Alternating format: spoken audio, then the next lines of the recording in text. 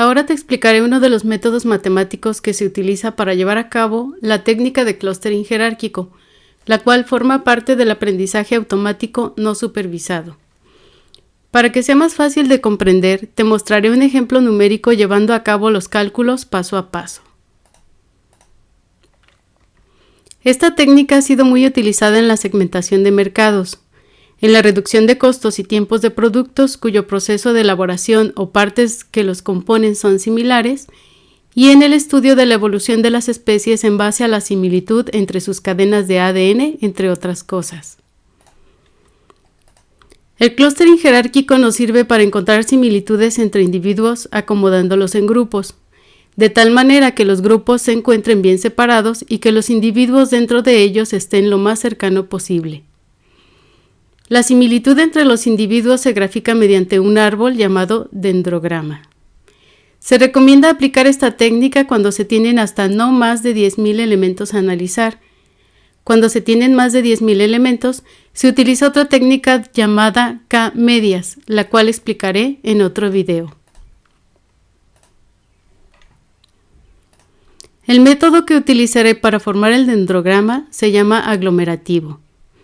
Recibe este nombre debido a que comienza agrupando a los individuos por pares para después ir uniendo los grupos, también llamados clústeres, en base a la similitud de las características de los individuos que se encuentran en ellos, hasta formar un solo grupo que contenga la totalidad de los mismos, como se muestra en el dendrograma.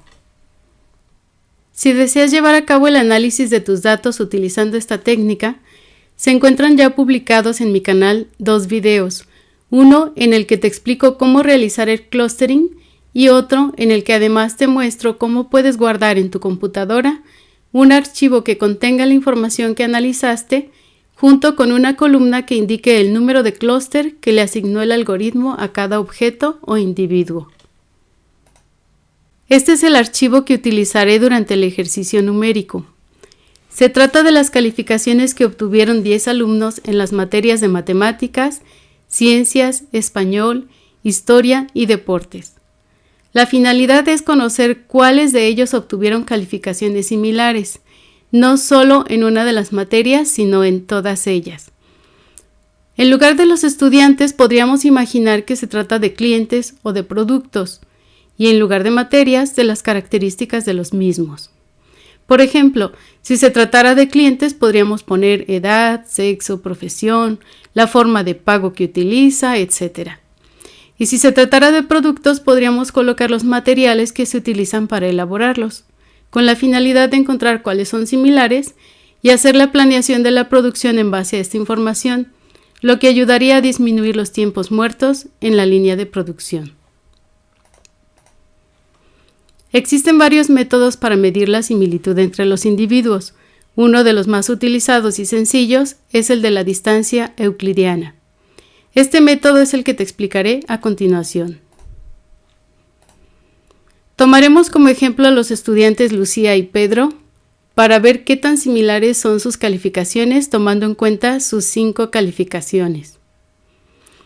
La fórmula de la distancia euclidiana nos indica que lo primero que debemos hacer, y qué es lo que se encuentra más adentro de la fórmula, es la resta de las calificaciones que tiene cada uno de ellos en cada una de las materias, es decir, lo que vemos dentro del paréntesis x sub i menos y sub i. Entonces tenemos para matemáticas, para Pedro menos Lucía, restamos 7.5 menos 7 que obtuvo Lucía y nos da 0.5. Luego restamos 9.4 de ciencias menos 6.5 y nos da 2.9 y así con todas las columnas. Una vez que tenemos los resultados de las restas, los elevamos al cuadrado, sumamos todas estas cantidades y obtenemos su raíz cuadrada. Y listo. Esta es la distancia euclidiana que existe entre las calificaciones de Pedro y Lucía. El algoritmo hace lo mismo comparando todos los estudiantes de 2 en 2 y genera un registro de la distancia que hay entre ellos. Si analizamos la primera fila de esta tabla que corresponde a Lucía, podemos ver que el valor más pequeño de la fila se encuentra en la columna de María, por lo que Lucía quedará en el mismo clúster que María, mismo que marcamos en la imagen de color morado. En la segunda fila se encuentra Pedro, y el valor más pequeño de esta fila está en la columna Inés,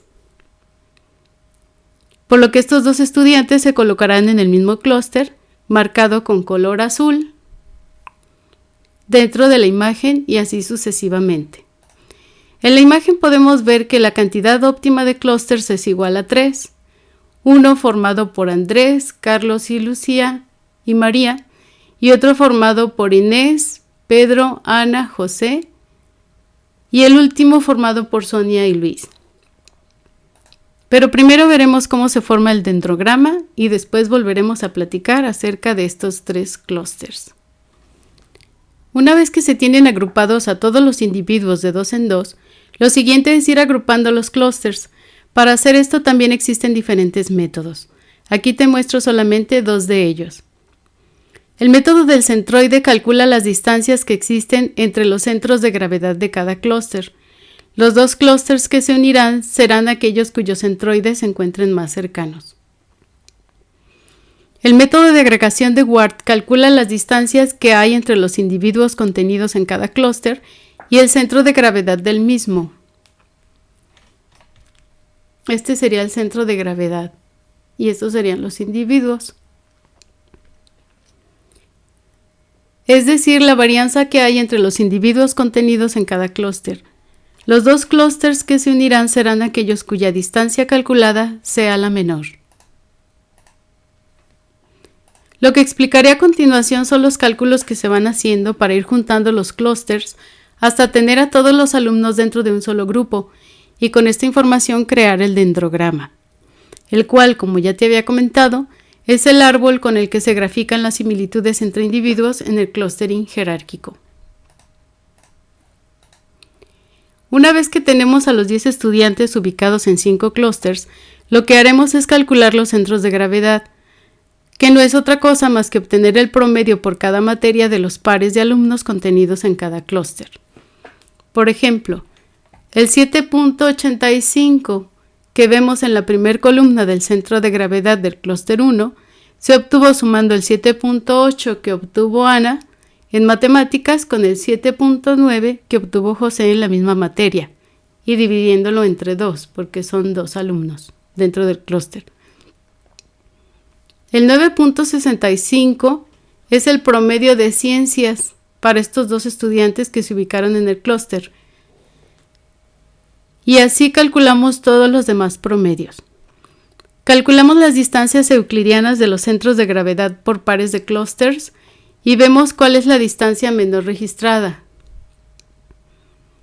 En este caso, la distancia menor se localiza entre el clúster 1, que es el que en el que se encuentran Ana y José, y el 2, en donde está Inés y Pedro, por lo que son los primeros clústeres que se agruparán formando uno solo, y este está marcado en la imagen con color verde.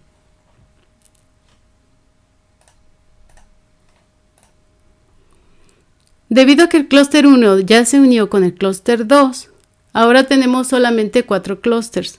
Volvemos a calcular los centros de gravedad ahora de los 4 clústeres. Calculamos las distancias euclidianas y vemos cuál de ellas es la más pequeña. Ahora los clústeres que se encuentran más cercanos son el 2 y el 3, por lo que estos se unirán en esta iteración del algoritmo. El clúster se encuentra marcado con rojo en la imagen.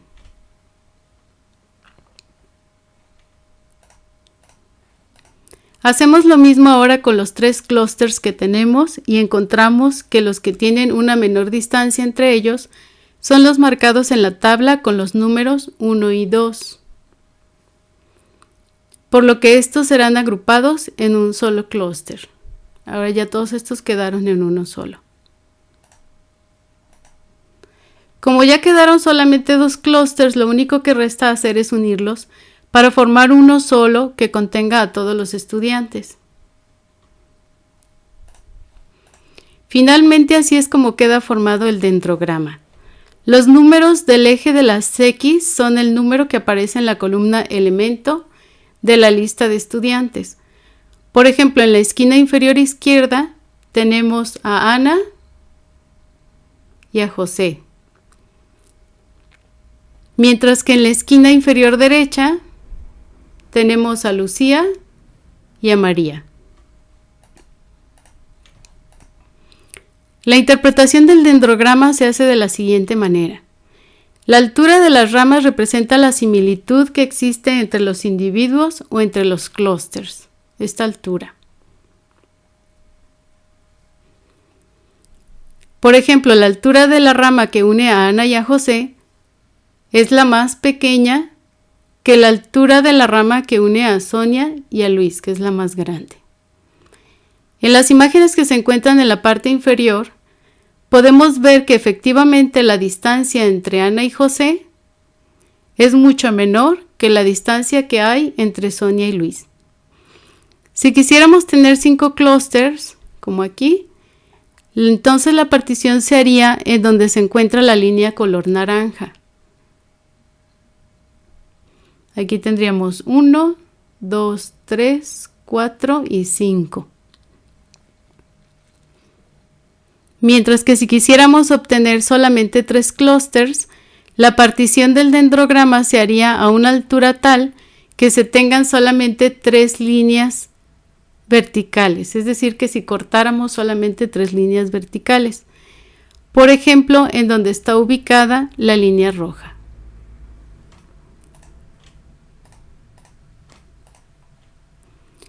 Para efectos de la demostración acerca de cómo podemos darnos una idea de cuáles características tienen en común los elementos de cada clúster, tomaré en cuenta la partición correspondiente a 3 clústeres. Calculamos los centros de gravedad de cada clúster.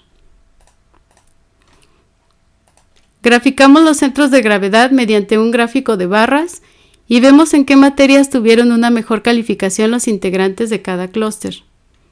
No hay que olvidar que se trata del promedio de las calificaciones de los alumnos contenidos en cada uno de ellos. Lo que podemos observar aquí es que los estudiantes del clúster 1 resultaron ser buenos en ciencias y se podría decir que también en matemáticas. Los estudiantes del clúster 2 son buenos en español y en historia, mientras que los estudiantes del clúster 3 son los que obtuvieron una mayor calificación en deportes y no así en matemáticas. Hasta aquí la explicación de las matemáticas de uno de los métodos que hay detrás del clustering jerárquico.